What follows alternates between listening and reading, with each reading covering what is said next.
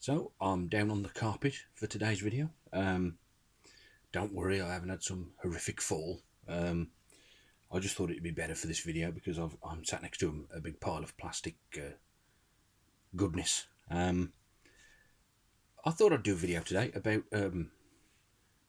toys and collectibles you can get that are to do with music, rock and metal specifically. But there's one in particular that isn't really in that bracket, but it's just something that I like. I've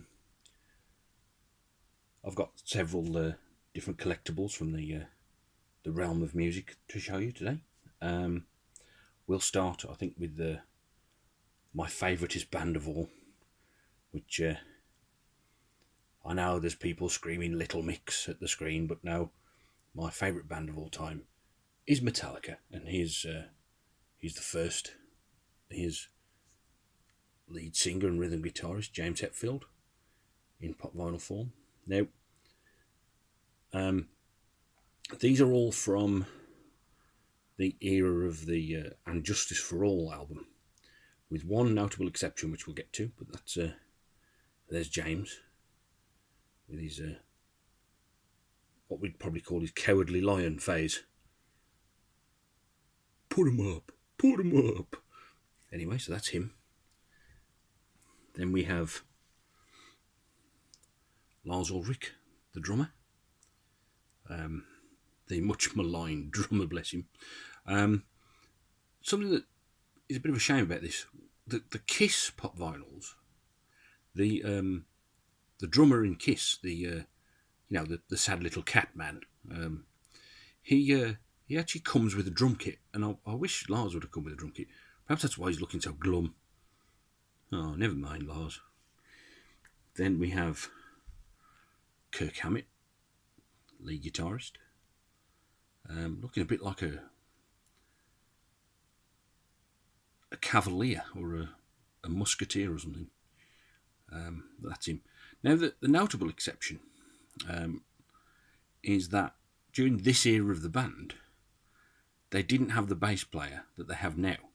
Their bass player at this time was a fellow called Jason Newsted, who left the band in 2001, I think it was.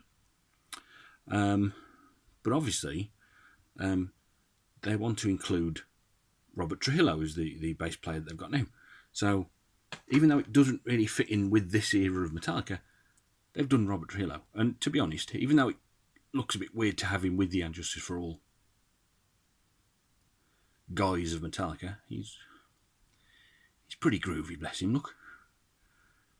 There he is, with his little shorts and his little metallic vest.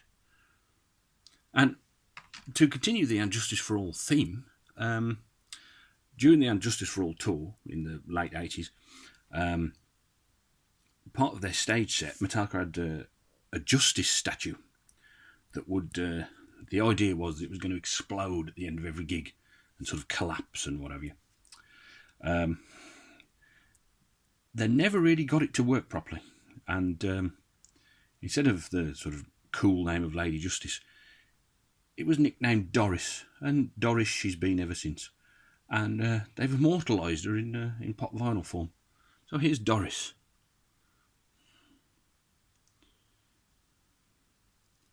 Isn't she lovely? Bless her. So that's the Metallica stuff. Now, we'll do. Well, this is one that's. I think you could safely say that this guy's like honorary metal. He's not metal at all, but there's a lot of people who like sort of rock and metal music that love this guy, and I love him as well. But he's from, I suppose you'd say he's from country, I guess. And it's the legendary Johnny Cash, and here he is. You can get two of these. One, I think he's supposed to look like he did when he did the Folsom Prison gigs, but this is like the Man in Black version. He got a little guitar on his back, look. Excellent. Now, speaking of Men in Black, that are no longer with us, unfortunately, he's the, like, I don't know, I suppose you'd say he's like the ultimate rock and roller, really. From Motorhead, here's Lemmy. I love this one. This is great. He's even got his warts, look. Ah, bless him. That's Lemmy. Now, moving on. As I've said before, I like horror films and I like rock music. So I like ones that I like bands that meld the two things together. And here's like the absolute granddaddy of that kind of thing. Here's Alice Cooper. This is my Alice Cooper pop. You can get two of these as well. You can get this one, and you get one where he's wearing a straight jacket, but this one translates better to a pop vinyl. It's it's unusual to get anything rock based where the character's wearing white. I mean, it's always so it sort of breaks up the sea of black. But there's Alice, and then the guy who's like, well, he's getting on a bit now, but he really took up the gauntlet thrown down by Alice Cooper in sort of the late 90s. And first in a band called White Zombie, and then he's in his solo stuff. And he's also directed quite a few horror films. He did the Halloween remake, which was okay, the sequel to the Halloween remake, which was balls, and some really good films. House of a Thousand Corpses, that's really good. Devil's Rejects, that's really good. The less we say about 31 and Lords of Salem, the better. But here he is anyway. Here's Rob Zombie. With an X on his head. That's lovely. Now, sort of going backwards, I'm now going to show you the first pop vinyl that I ever had in the collection. First pop vinyl of any kind. My favourite punk band, and probably like one of my favourite bands full stop of any kind of music, is an American band called the Misfits, who again blend sort of horror and rock music. And my first ever pop vinyl is this, and this is the mascot of the Misfits, the Fiend.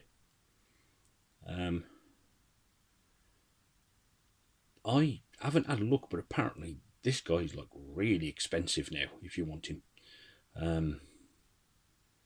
So this could be my retirement fund. Well, it would be if I hadn't thrown the box away. Anyway, that's the pop vinyls away. But sticking with the Misfits, there's a company called Super 7 who make things called reaction figures, which are sort of retro-styled action figures based on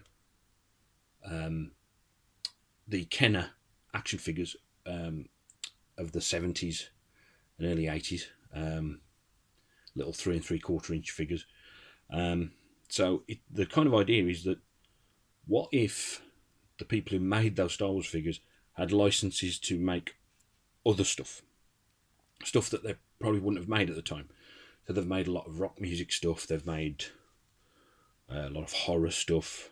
I've got an Alfred Hitchcock somewhere deep in the recesses of my loft. Things that came out after Star Wars. There's some Transformers ones coming out. There's some He-Man ones you can get. But in terms of music, the first ones I bought that were music related, shock horror, was the Misfits. And believe me, by the end of this, you're going to be sick of the Misfits. So here's the first one, just a black and white version of the Fiend. There he is. But then they thought, well, black's all very well, but let's do some other colours. So they did a red one as well. So there's the red one, and it's like, okay, that's all very nice. But then it's like, no, we've decided that now we've got the geek pound, we're going to keep chasing it. So they decided to do lots of different colours of the Fiend, based on, largely anyway, based on album covers, different ways of representing singles that they've done and what have you. Now, these aren't in the order they've released. I'm just picking them up as I see fit. This one, I think this is the only one past the first two that I've showed you that isn't based on an album or anything. It was just like, yeah, we'll make one of these because it looks cool. This is quite hard to find. This one is a glow in the dark one. And I'm an absolute sucker for glow in the dark stuff, so he's quite hard to find. I managed to get him loose, which doesn't bother me because I'm not someone who keeps things in their boxes anyway. I like to get them out and play with them, which is why I'm on the carpet. After I've finished making this video, I'll probably have a tea party, and you might be Mrs. Nesbit. We never know. Anyway, so that's the glow in the dark one. This one is based on the single Bullet, which was about the Kennedy assassination. So you can see it. The Misfits are a paragon of taste, as he's covered in what is probably President Kennedy's blood, which is one for the kids. So that's Bullet. Oh yeah, let's do these ones, if I can just find them. Talk amongst yourselves for a second. So, the latest ones they've done were for the album Walk Among Us, and they did 3 different colours in sort of translucent coloured plastic. So, there's the purple one. There's the pink / fuchsia one. And my personal favourite is the green one.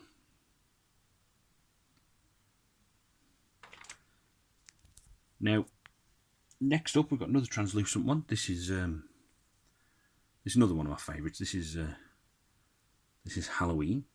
They did a song called Halloween, so he's sort of pumpkin coloured. This one's good as well. This is from their album Earth AD, which is the colour scheme of that is purple and green. So we've got a purple and green Fiend.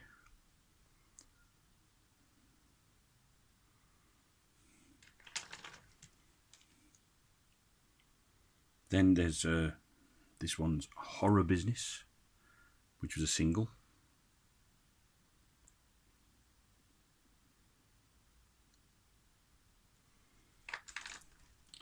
Then we have the first time I got exposed to the Misfits was through Metallica's cover versions that I did on an EP.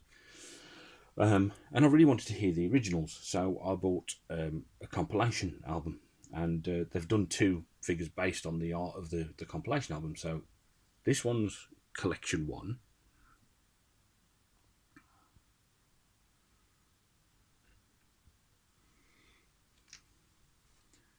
And this is Collection 2. Collection 2 is the first Misfits album I ever bought because it had got the songs on that Metallica had covered, so I wanted to get something that was already familiar to me, so I got Collection 2. So this is the figure based on Collection 2.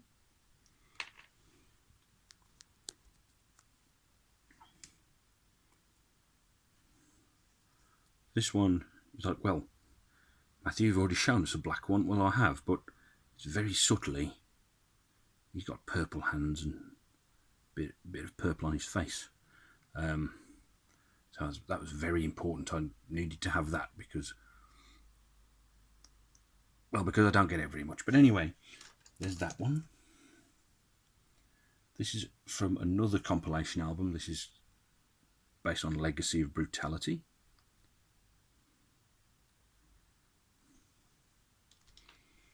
And finally, this one's a bit glam because he's all glittery. Look, this is from the Misfits' debut album, Static Age. So that's all the reaction figures for the Fiend, but the Misfits doesn't stop there because they actually have done a figure for an actual member of the band. Now, arguably the most famous member of the Misfits was their original lead singer, Glenn Danzig. But the one guy who has been with Misfits in all its different incarnations over the years is the bass player, Jerry Only. So here's Jerry Only. This is also one of my favourites. I think this is really cool. He's got the Cyclops skull on the end of his base. He's got the Fiend on the back of his jacket, look.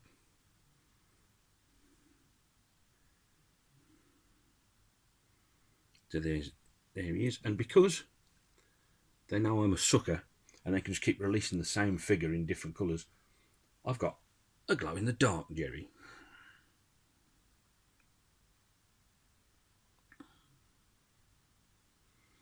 But it doesn't stop there. We've got other rock music reaction figures. Of course, when you're speaking of mascots of rock bands, you can't really talk about it without Iron Maiden. So I've got some reaction figures of their mascot Eddie, who is on all of their t-shirts, album covers, etc. Perhaps the most iconic mascot in all of music, I would think. But here's so I've got 3 of these. This is the Power Slave version. The album cover to that was sort of Egyptian themed. So this is like the sort of mummy version of Eddie. Then there's the one that's based on my favourite Iron Maiden song, which is Aces High, which is a song about the Battle of Britain. So here's Aces High, World War II pilot Eddie. But this one is my favourite of my 3 Eddies. It's based on the song which I believe is about the battle, not the battle, the charge of the Light Brigade, the Trooper. And this is Trooper Eddie. This one's really cool, I like this one. But don't worry, it doesn't stop there, because there are other rock goodies that reaction figures have made. This one, it just looks weird. Motorhead have got a very recognisable logo, but it's not really a character like Eddie that can just be dressed up as stuff. So he doesn't translate, or you wouldn't think he translated very well to being an action figure. And I've got to be honest, I've got him in my hand, and I don't think he does translate very well at all, because you'll know this face. Look at this face. You'll have seen that on a t-shirt. So it's like, well, what do? They could do something really ambitious with this. They could have it like in a full suit of armour, like a big sort of monstrous thing that would look really cool. So like a cyborg sort of warthog bull monster. But they thought, sack that off. We'll just put him in jeans, a t-shirt and a leather jacket and give him a big axe. It looks like someone who's going to a Halloween party but just can't be arsed. But it's got a certain inept charm to it. I like that one.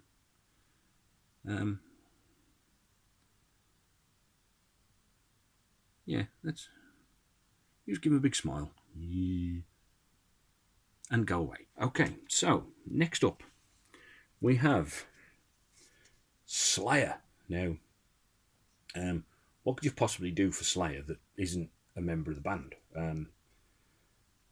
It's a bit strange that they haven't done the guitarist Kerry King, because he's a walking action figure, that guy. He'd be fantastic. But Reaction tend to be going for more sort of mascots and what have you. So on the cover of their album Show No Mercy, they had sort of a devilish sort of, well, they call it a Minotaur, but it's more like a sort of goat devil thing with a big sword. And here he comes. And I've got to say, I don't know whether this is what they're aiming for, but I find him kind of sweet. Look at,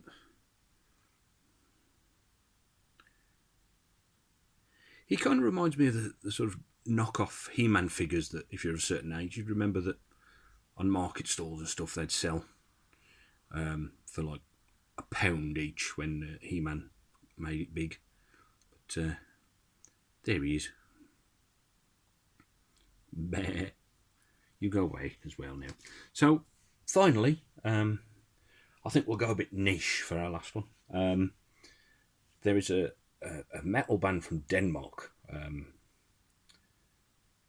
who were very influential on Metallica.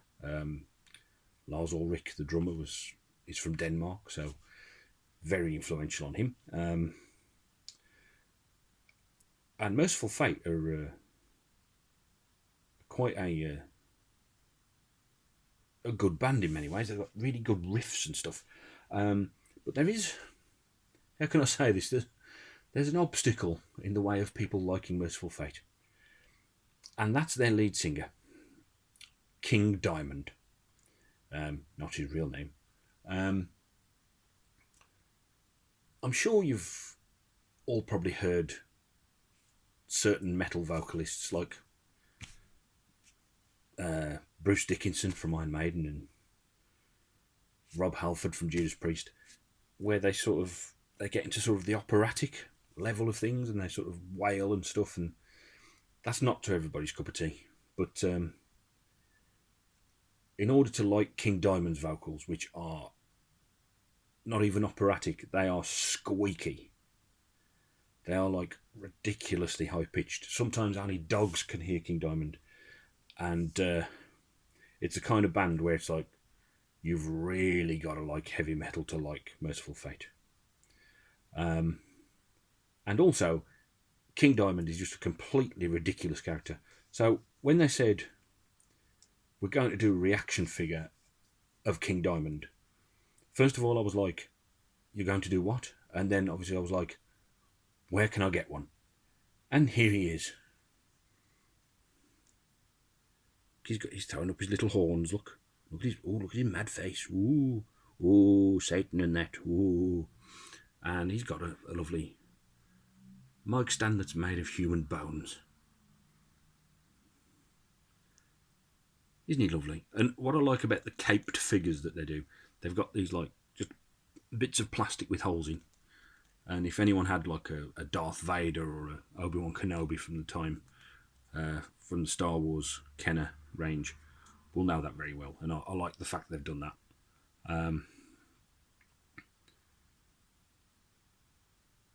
I need to put him down because he's sort of burning into my soul. Yes, I'll put him down before he possesses us all. So anyway, that's a little foray into the world of rock and metal related collectibles. Hope you enjoyed it, and bye bye.